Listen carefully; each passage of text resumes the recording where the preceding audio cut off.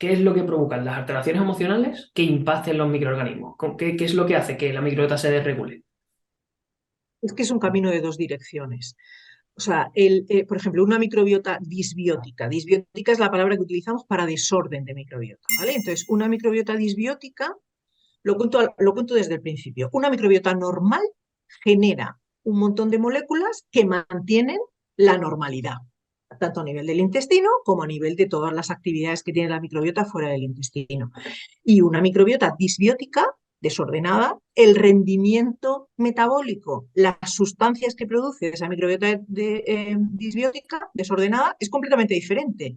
Con lo cual, esas moléculas que produce una microbiota desordenada son proinflamatorias, cambian el pH, estimulan, yo qué sé, o sea, empiezan a hacer maldades.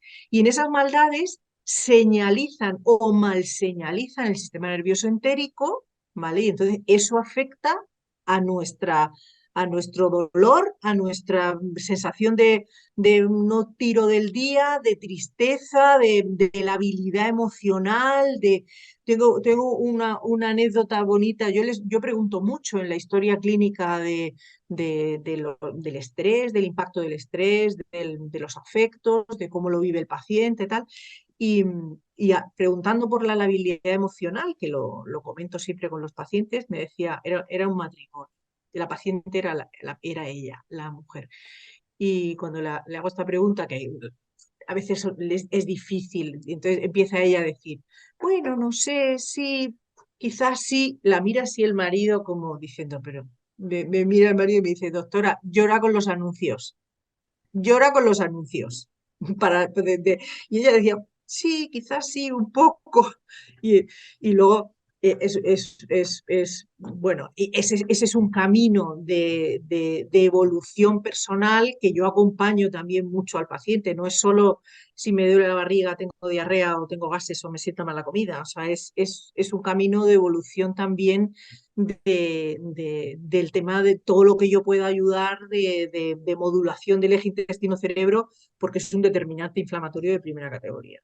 Sí, y un indicador también. Es decir, yo también he sido, digamos, espectador de personas que las he notado emocionalmente quizás muy sensibles frente a cosas que son, entre comillas, fácil de gestionar. Y después cuando nos ha venido una analítica de sangre, cuando nos ha venido datos que podemos evaluar, hoy veamos que habían cosas que se estaban resolviendo, veíamos qué tal. Y cuando empieza a resolverlas, que el estado anímico cambie o Cambia, empiece. sí. Exactamente, pues empieza a gestionar las cosas de otra forma, se ríe mucho más, es algo realmente impresionante. ¿Qué se puede hacer, Lola?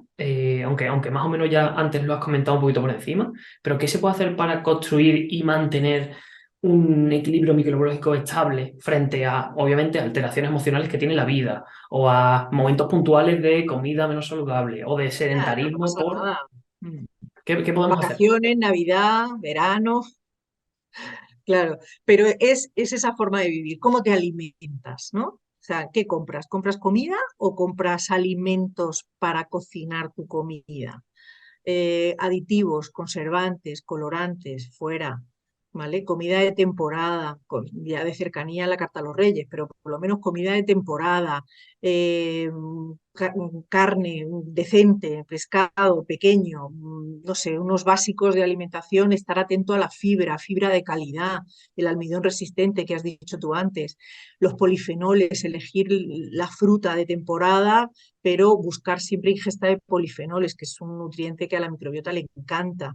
Entonces, ¿qué podemos hacer con la alimentación? Mucho. El sedentarismo sabemos que es malo para la microbiota porque metabólicamente se produce una serie de cosas o al revés. El ejercicio produce metabólicamente una serie de circunstancias que favorecen mucho la estabilidad de la microbiota. Entonces, ¿qué podemos hacer? Pues estilo de vida. Da igual que llegue la Navidad y te salgas de horario y te salgas de comida, pero si tu forma de vivir es con una alimentación consciente, con una actividad física tal, te ocupas de tu sueño, de la temperatura de tu habitación, de la oscuridad, de ser estable en los horarios, o sea, cuidas es higiene, es una parte más de la higiene de nuestra vida, cómo dormimos, cómo nos acercamos a nuestro a nuestro entorno de sueño y el estrés. O sea, eso es una forma de vivir. Cuidar la microbiota es una forma de vivir. Sí. Es como darte un poco, entre comillas, más de mismo a ti mismo, priorizarte frente a muchas cosas que yo creo que es uno de los primeros principales en la vida, que priorizamos otras muchas cosas antes Ya, que nuestro propio bienestar. ya. Y poco a poco se va efectuando, como yo digo, un efecto dominó, ¿no? Va tirando pieza, pieza, pieza y al final, Claro, pero es que no es nuestro bienestar en modo egoísta, digamos, es que es nuestra salud, no es nuestro bienestar de decir, es que yo mejor para mí". No, no, no, es que es nuestra salud. Es ese juego, el final de ese juego, de esas, estas de dominó, es nuestra salud la que está tumbando.